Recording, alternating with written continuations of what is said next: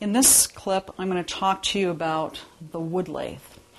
This is a wood lathe that is used to hold the bowl blank, the material for turning. This is the headstock.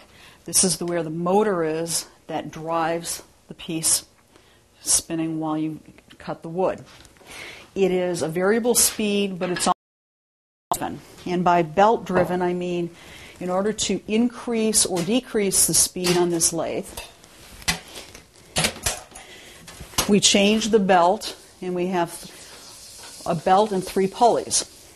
But it also allows us to increase or decrease the speed by dial. I can slow the speed of the lathe down to almost barely moving, but I can also increase the speed while I'm working. And the advantage to that is I don't have to stop the piece and change the belt to increase the speed. This is the tailstock. This is a piece of the equipment that is used to hold the blank between centers. The tailstock has a quill that moves in or out,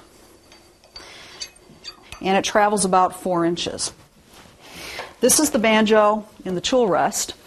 The banjo, as you can see, moves in or out, which is important if you have a very large blank or a very small blank.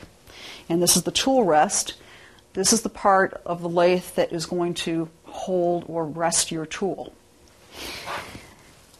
The lathe weighs is 36 inches plus an additional 17-inch bed extension. So I have a little over 4 feet of room to work with, and I have 24 inches from the center of the spindle to the lathe ways. So I could turn a piece over the ways of the lathe. That's 24 inches in diameter.